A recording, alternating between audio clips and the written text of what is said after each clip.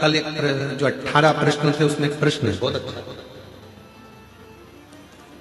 कल के 18 प्रश्न जो थे 18 प्रश्न में तीसरे नंबर का प्रश्न है किसी भाई का, जिन्होंने 18 प्रश्न लिखे थे उसमें तीसरे नंबर का प्रश्न है, जरा ध्यान से देखिए। अच्छे लोगों के साथ ही बुरा क्यों होता है?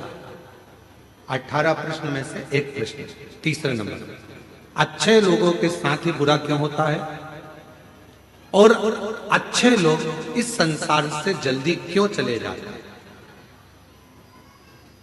उनके साथ बुरा क्यों हो रहा है? 18 प्रश्न में से एक प्रश्न, कल एक प्रश्न का उत्तर दिया था, आज एक प्रश्न अपन ने लिया कि अच्छे लोगों के साथ ही बुरा क्यों होता है। तो उसके लिए एक प्रसंग बड़ा सुंदर है, आप उसका स्मरण करिएगा। एक प्रसंग का साउंड अच्छा नहीं है परंतु वो एक प्रसंग का स्मरण करिएगा आप लोग साथ में।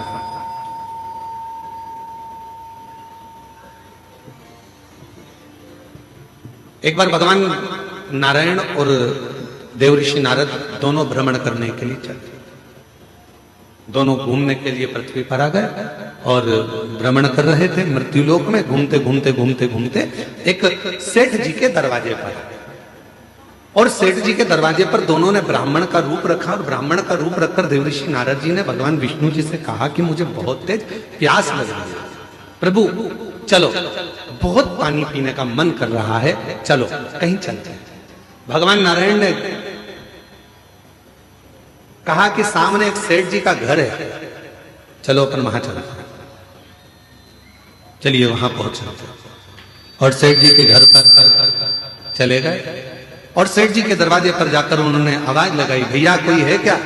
भगवान विष्णु और देवऋषि नारद दोनों ने आवाज लगाई, भैया कोई है क्या, भैया कोई है क्या? दरवाजा सेठ जी ने खोला और खोलने के बाद पूछा तुम कौन हो? तो देवऋषि नारद और भगवान नारायण दोनों कह दिए, भैया हम तो पथिक हैं, यहाँ भ्रमण करते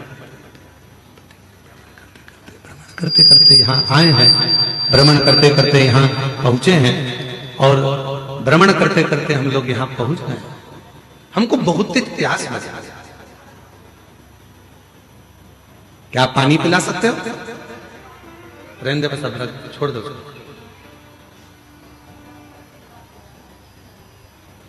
क्या आप हमें पानी पिला सकते हो? और इतने में सेठ जी बाहर आए, दरवाजा खोलकर कहा, नौकर समझ रखा है क्या? तुम्हारे पिताजी छोड़कर गए हैं क्या यहाँ पर किसी को पानी पिलाने के लिए? चलो निकलो यहां से। पानी पीने आए और सेठ जी ने धक्का मार दिया और दोनों को बाहर निकाल दिया। देवऋषि नारद ने भगवान विष्णु से कहा, इसको धन का अहंकार बहुत ज्यादा, श्राप दे दो इसको, ये पूरा बर्बाद हो जाए। इतने में भगवान विष्णु ने पलट कर दोनों हाथ ऊंचे कर कर कह दिया, भगवान करे तेरे घर में और लक्ष्मी बढ़ जाए, तेरे घर में और संपदा बढ़ जाए, तेरे घर में और धन बढ़ जाए। देवऋषि नारद को तो गुस्सा आ गया। नारद जी ने कहा, प्रभु कैसी बात करते हो, तुम्हें तो इसको श्राप देना चाहिए कि बर्बाद हो जाए, और तुमने उसको आशीर्वाद दे दिया कि उसके घर में और धन आ जाए। कितना बेकार व्यक्ति, उसको और तुम वर देकर जा रहे हो। और आगे चले, नारद जी से भगवान ने कहा चल और आगे चलते। और आगे गए तो एक बूढ़ी माँ का झोपड़ा था, और बूढ़ी माँ के झोपड़ा, छोटा सा झोपड़ा था। दरवाजा बजाया, माँ प्यास लग गई, माँ पानी पी,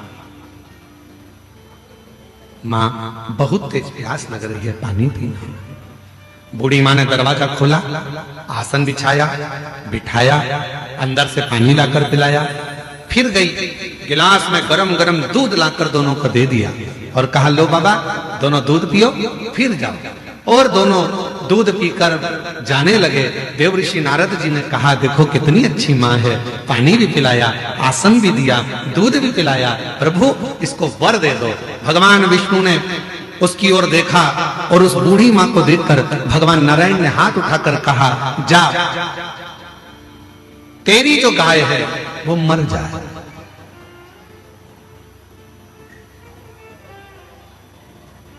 जिस गाय का तूने दूध पिलाया, तेरे पास जो गाय है वो मर जाए। अब तो नारद जी को बहुत क्रोध आया। नारद जी ने कहा वो सेठ जी ने धक्का मारकर निकाला, उससे कहा कि तेरा धन बढ़ जाए। और वो बेचारी ने पानी पिलाया, दूध पिलाया, आसन लगाया, और तुम उससे कह रहे हो कि जिस गाय का दूध तुमने दूध पिया वो गाय ही मर जाए। भगवान नारायण नारद जी ने कहा कि मुझे तुम्हारा निर्णय अच्छा नहीं लगा, ये निर्णय मुझे स्वीकार नहीं है, मैं इस निर्णय से खुश नहीं हूं। तुमने ऐसा वर क्यों दे दिया और तुमने ऐसा श्राप क्यों दे दिया? उसने गलत क्या करा? वो तो अच्छी थी, व्यवहारिक थी, दूध भी पिलाया, पानी भी पिलाया, आसन भी लगाया, उसके बाद भी तुमने उसका बुरा कर दिया। तीसरे नंबर का प्रश्न है, किसी ने करा 18 प्रश्न में से तीसरा प्रश्न है कि अच्छा करने वाले के साथ बुरा क्यों होता है? उसका उत्तर इस कथा में है, इस कथा के संवाद में है। भगवान देव ऋषि नारद ने भगवान विष्णु से कहा तुमने ठीक नहीं करा, तुमने उसको, उसकी गाय बेचारी उसी के सहारा था और तुमने उसको मरने का कह दिया। मरने? हाँ, क्यों? भगवान कहने लगे सुनो देव ऋषि नारद, मैंने सेठ जी के यहां लक्ष्मी बढ़ने का वर इसलिए दिया क्योंकि सेठ धन के अहंकार में तुम्हें और मुझे धक्के मारकर निकाल दिया। सेठ के यहां लक्ष्मी बढ़ेगी और वो लक्ष्मी के लोभ में इतना पड़ा रहेगा, इतना पड़ा रहेगा उस माया के लोभ में कि मरने के बाद वो सांप बन जाएगा और उसी धन के आगे पीछे घूमता रहेगा सांप बनकर। और मैंने वो बूढ़ी माँ जो मेरा भजन करती है, पथिकों की सेवा करती है, उसको, उसके घर की गाय को मरने का इसलिए कहा क्योंकि नारद वो बूढ़ी माँ कुछ दिन में मरने वाली है, उसकी उम्र पूरी हो गई, वो मरने वाली है, पर उसके घर में कोई नहीं है। वो दिन रात अपनी बुद्धि में उलझी रहती है कि मेरी गाय का क्या होगा, मेरी गाय का क्या होगा, मेरी गोमाता का क्या होगा, मैं मर जाऊंगी तो मेरी गाय कौन रखेगा, मेरी गाय को कौन पालेगा, इसको चारा कौन देगा, इसको पानी कौन देगा। इसलिए मैंने एक काम कर दिया कि उसको कह दिया कि तेरी गाय मर जाए, अर्थात इस बूढ़ी माँ ने हमें जल पिलाया, इस बूढ़ी माँ ने हमें दूध पिलाया, इस बूढ़ी माँ ने हमें आसन दिया, तो फर्ज मेरा है कि ये जब मरे तो इसकी बुद्धि में गाय ना रह जाए, नहीं तो मरने के समय पर जो याद रहता है उसी की योनि मिल जाती है, फिर वो उसमें भटकेगी, फिर 84 के चक्कर में पड़ेगी। और अगर वो गाय चली गई और उसकी बुद्धि में वो गाय नहीं रही और जब वो प्राण त्यागेगी तो वो मुझ में समा जाएगी, बैकुंठ आ जाएगी, फिर वो भटकेगी नहीं, फिर वो इधर उधर नहीं जाएगी। अभी हमको लग रहा है कि भगवान ने हमारे साथ बुरा करा, लोग कहते हैं अच्छे लोगों के साथ बुरा क्यों होता है, पर याद रखना अच्छे के साथ बुरा इसलिए होता है कि भगवान उसको पकड़कर अपनी मंजिल तक ले जाना चाहता है। बुरा इसलिए हो रहा है कि भगवान उसको संभालना चाहता है, बुरा इसलिए हो रहा है क्योंकि वो उसको हाथ पकड़कर उसकी मंजिल तक पहुंचाना चाहता है। आप उसको समझते नहीं, बस अपनी बुद्धि से लगे और कह दिया बेचारा कितना अच्छा था, मंदिर जाता था, एक लोटा जल चढ़ाता था। कई लोग कहते अरे गुरुजी हम मंदिर गए, हमने भगवान को जल चढ़ाया, भगवान की सेवा करी, भगवान का स्मरण करा, उसके बाद मेरा एक्सीडेंट हुआ, मेरा हाथ टूट गया। अच्छा हुआ कि तूने जल चढ़ाया और हाथ टूटा, नहीं तो उस समय पर तो तेरे प्राण जाने का समय था। पर बड़े तलवार की नोक को भगवान ने सुई की नोक पर निकाल दिया और तेरे हाथ को तोड़कर उस समय की काल घटना को